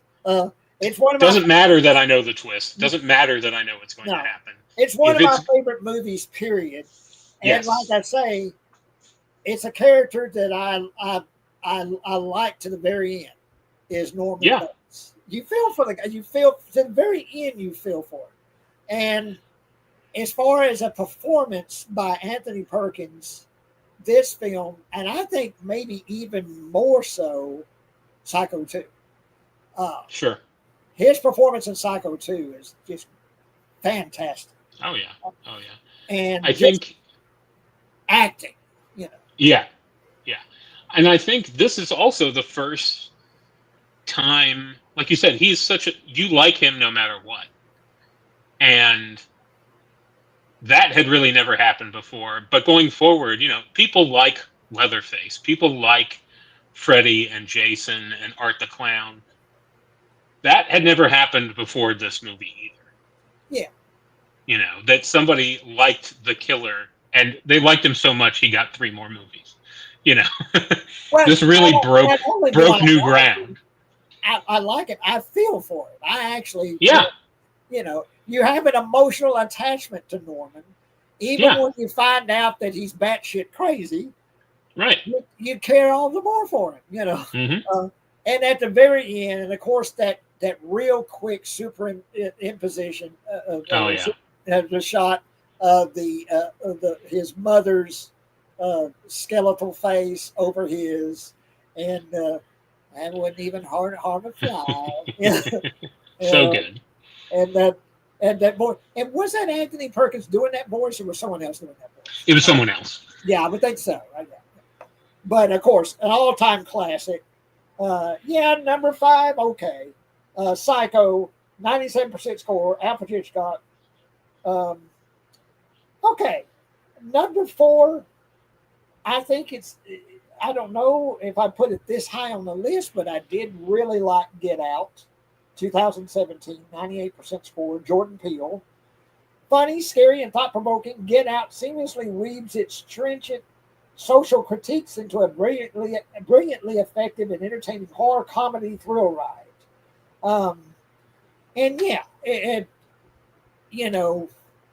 I think all of Jordan Peele's movies have an undercurrent of trying to tell a story about, racial stories about race and how black people are dealing with life, dealing with each other, dealing with the world they're living in. But I think Get Out does it the most effectively.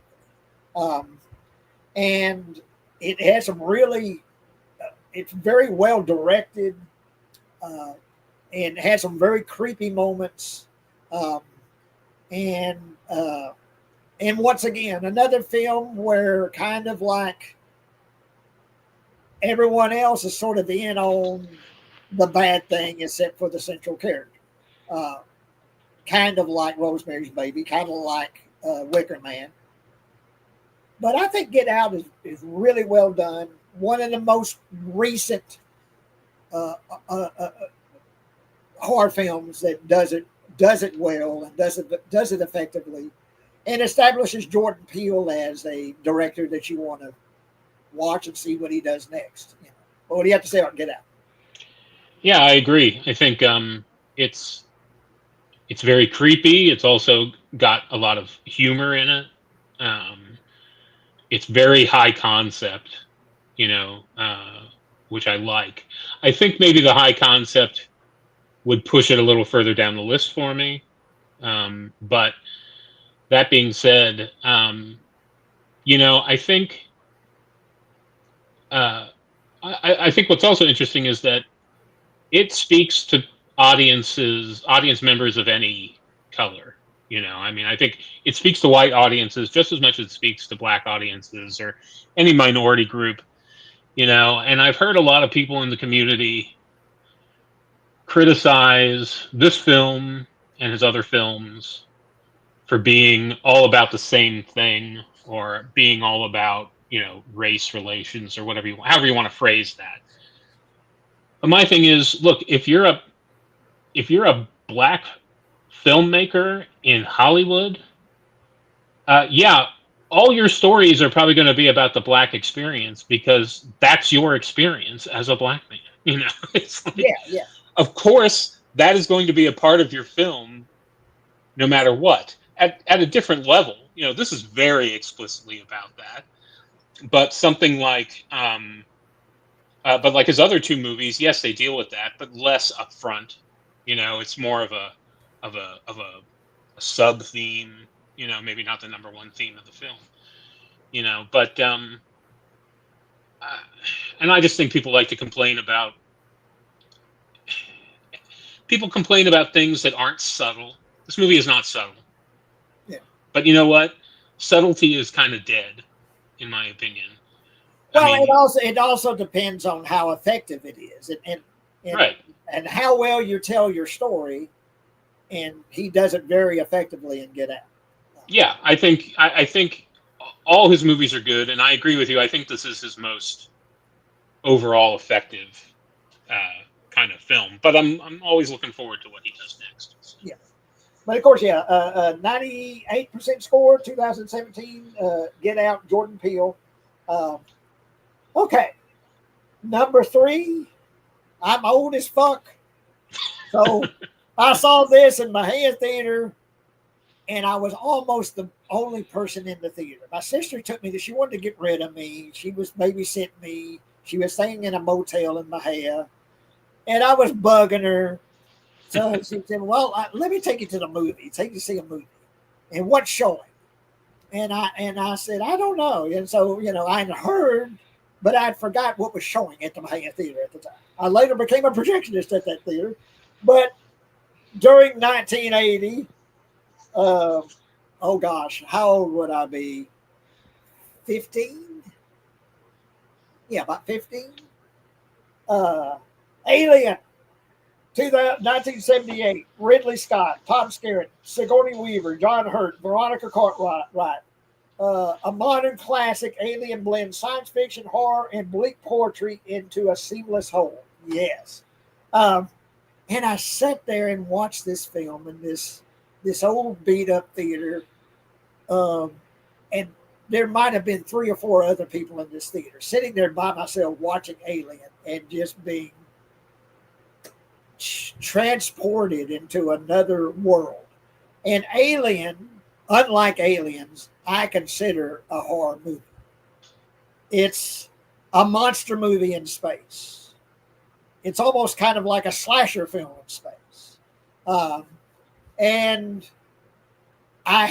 all I had seen was the trailer where that you have that egg, you crack it open and that light pours out of it, and in space no one can hear you scream, and you hear that scream, coming out of the egg, but didn't know a damn thing about it, didn't know the plot, didn't know anything about it, and I'm setting that old Maya theater and watching this movie unfold and just being just completely transported. It's one of the most memorable experiences in a movie theater, and number one will be another one, uh, where I was just completely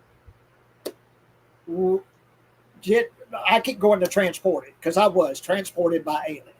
And when it got to the damn chest burster, I was just like on the edge of my seat and just couldn't believe. I couldn't believe what I was seeing. Um, but in this movie, another kind of almost slow burn movie, uh, but great direction by Ridley Scott, and just everyone involved in this film, all the actors, and just the way that this movie is filmed. Oh gosh, I could go on and on about Alien. What do you have to say about Alien? Yeah, no, I think you pretty much said it all. It's a boogeyman in space, you know. It's got that lived-in feel. It does transport you. It's got such an authentic feeling, even though it's set in a spaceship and there's monsters and Uh, what I like about it too is that it's not.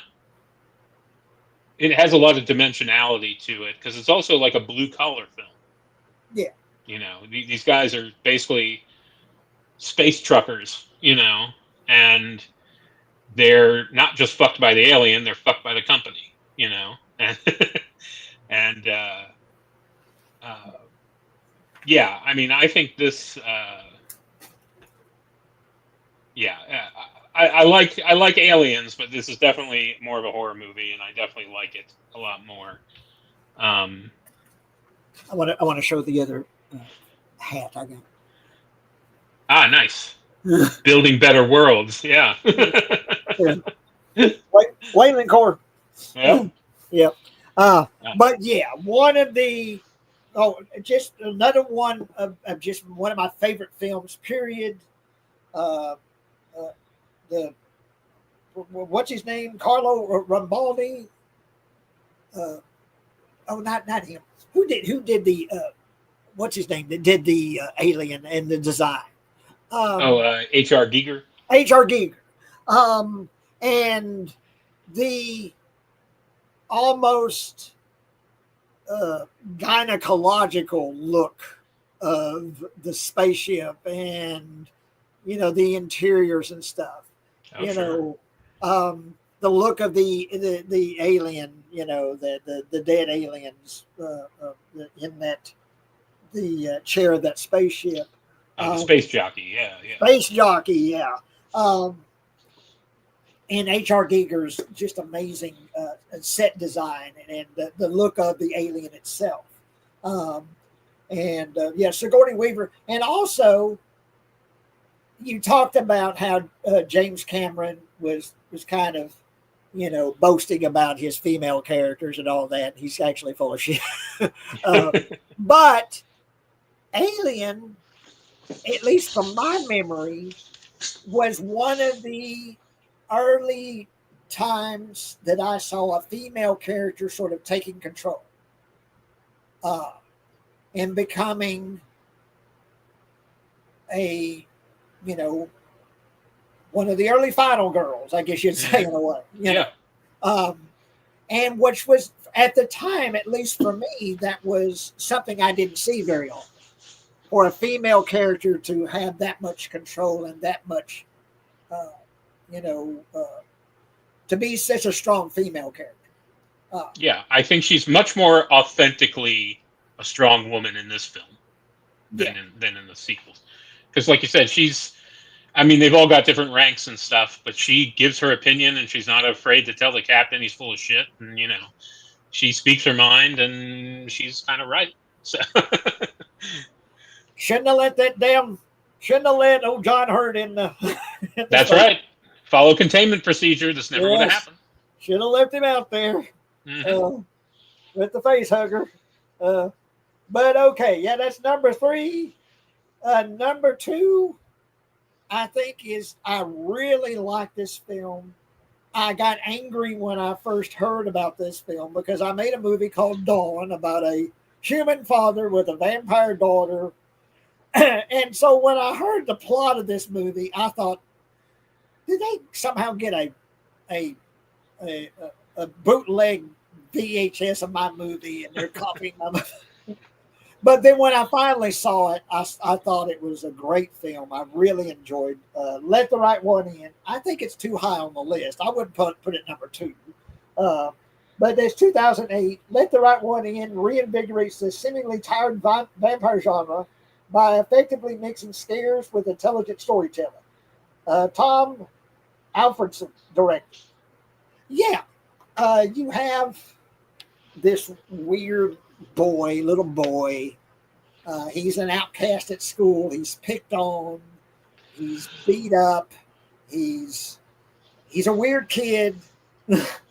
I don't know if he deserves to get what he gets, but he's a damn weird. I would have thought he's a weird kid when I was a kid. He's a weirdo, and he befriends this girl that turns out to be a vampire, and they develop a very close relationship, almost boyfriend girlfriend, and she. He learns it's the standard vampire rules. You have to be invited into your home. You have to invite her to come in. You learn what happens if you don't. If she comes in uninvited, you learn what happens to her. And really well directed. The little girl, I don't know what her name is, that plays the Ellie. Is that her name, Ellie? I think so, yeah. I'm not going to try to pronounce the names here. But what was his film? Sweet? Yeah. Mm-hmm. Sweet, yeah. But anyway, 98% score, 2008, Let the Right One In. But yeah, in the book, you find out that Elliot is actually a boy that was castrated when he was transformed into a vampire. But then leads life as a girl. You get a little hint of that in the movie, but it doesn't really focus on that. She's presented as a girl. But yeah, it's a relationship story about this weird boy and this vampire girl. It's got a very, I like the ending quite a bit. The ending is kind of like in a way, it's like, well, it's great how things are finally turned out for them, but at the same time, this boy's fucked. Because you see what happens to the last guy. Yeah, exactly. And things are good now, but it's not going to last forever because she's going to last forever, but he's not. Mm-hmm. But anyway, what do you have to say about Let the Right One In? I mean, not much. I know we talked about it when we talked about the remake earlier. But yeah, this is definitely superior to the remake. Beautifully photographed, great scenes, great imagery, characterization. I mean, yeah, I think 2 is a little high, but I could definitely see this being in the top 10. And yeah, I mean, it's just a great movie. What I like about it is it's kind of like a Renfield origin story, almost, you know. Yeah. But yeah, that's Let the Right One In, 2008, 98% score. Thomas Alfredson directed. Okay, well, number 1, here we go. And I'm going to show a teddy bear here. Some people that are watching this show may know where I got this teddy bear. I have sort of an emotional attachment to how I got this teddy bear, but I'm way over it. Everything's good. I certainly wish her the best. I hope things are going well for her. She's still doing her show. I'm not going to say who it is, but I bought this bear from her, and this is not only, according to Rotten Tomatoes, the number 1 horror film, but this is my favorite movie, period. And that is. Oh, wait a minute. Let me get the shirt. Let me fix its shirt. Okay.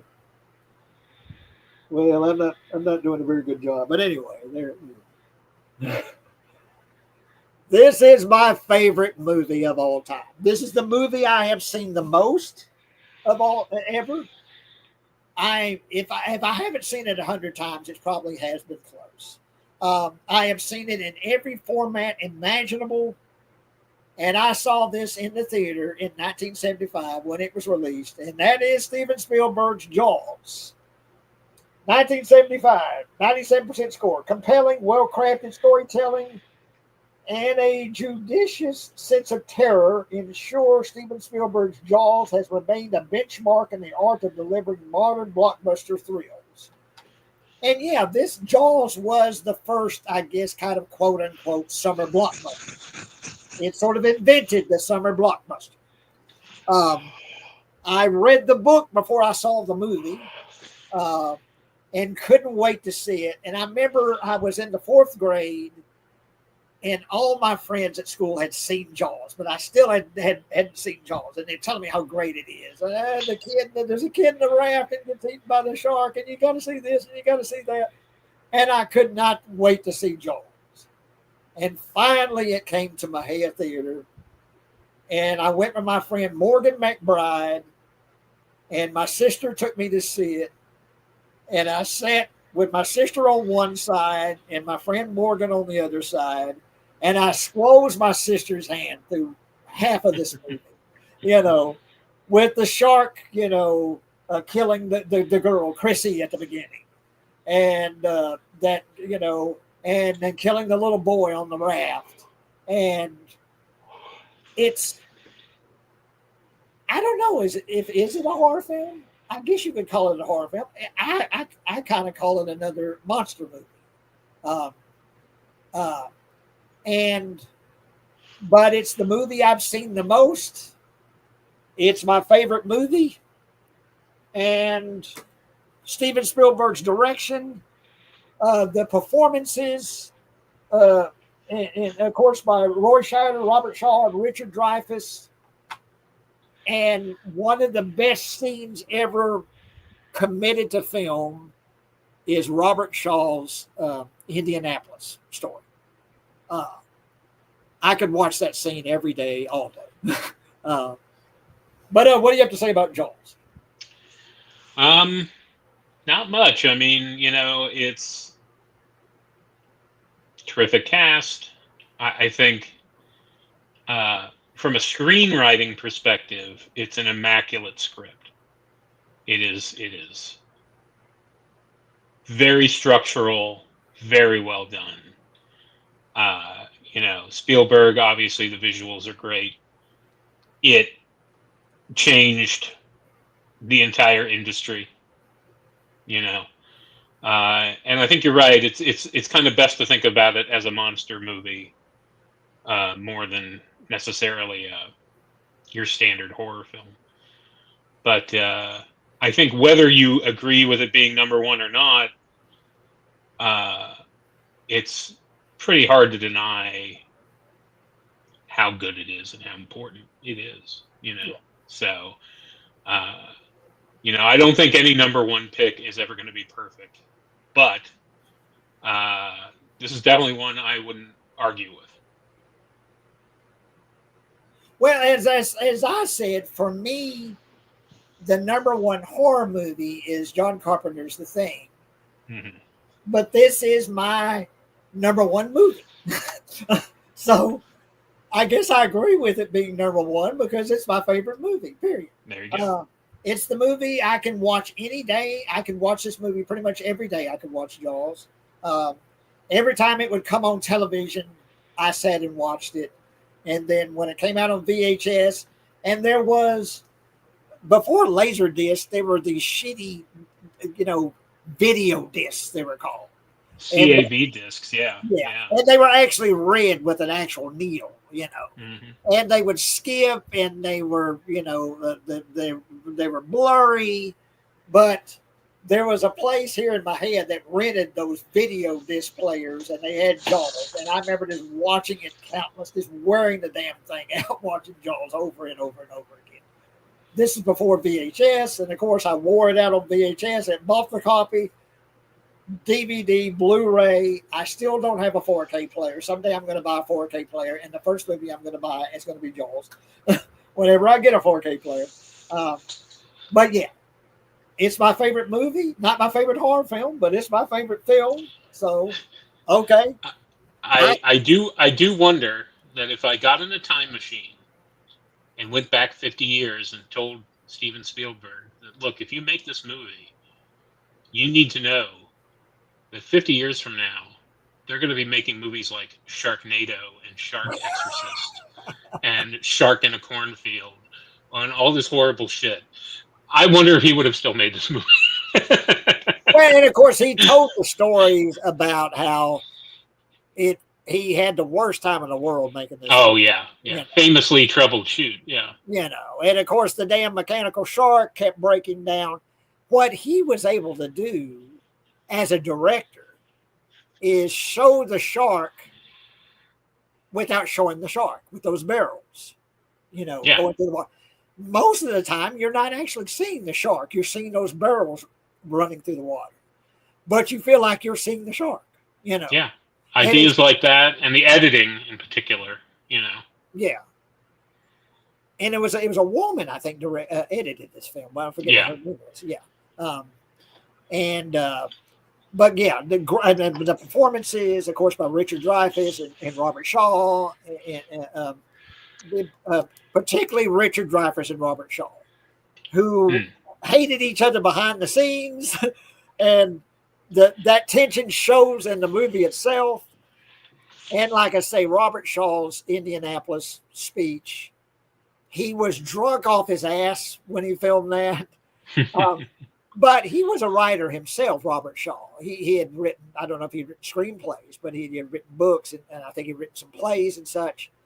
And according to Spielberg, when it got to that scene, it was too long, it was too laborious or whatever. And Robert Shaw says, well, let me take this home and let me work on this scene. And he rewrote it himself, is what Spielberg says. Robert Shaw rewrote the Indianapolis scene, whittled it down to what it became, and showed up on the set drunk off his ass. But his performance is just one of the he was fantastic. He's fantastic in everything he's ever been in. Yeah. But what was that other movie he was in? It's the hijacking the subway. The Taking of Pelham 1, 2, 3. Yeah. Love him in that. Yeah, he's great in that. Yeah. Yeah. But oh gosh. But yeah, my favorite movie, Jaws. Yeah. I need to fix the bear shirt, but anyway, Jaws. My favorite movie. And the number one horror film. And yeah, okay. I guess for some people this would be called a horror movie. Again, like we said, kind of consider it more of a monster movie. But and the movie that more or less invented the summer blockbuster. That after this, that was the thing. The summer was when you went to go see the movies, and yeah, it broke all records at the time. Became the number one film for several years. But yeah, Jaws. What can you say? All time classic. But okay, that's number one. And let me see if I've skipped over anything. It's got a 97% score in 1975. And to see the movie with a packed audience, it was the first movie I remember having to stand in a long line to see. And it was it probably broke fire codes. It was so full, the theater. Pretty much every seat was filled. And when the shark was blown up at the end, everyone stood up and cheered. It was like it was one of the most memorable theater experiences of my life, was seeing Jaws with this audience.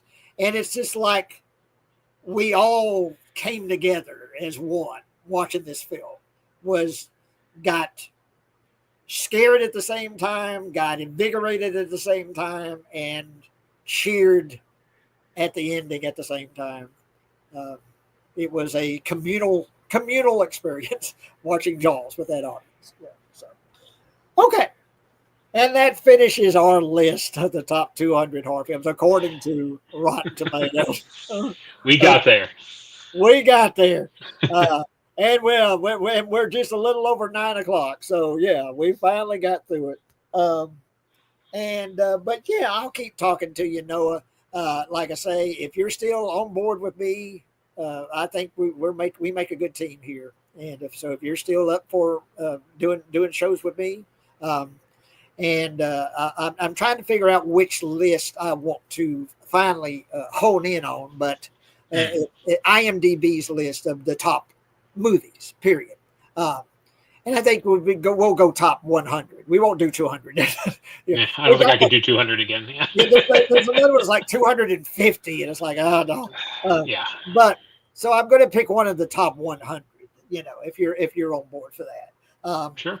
And but I'll find what I think is the best of those lists. And try to find one that's more recent.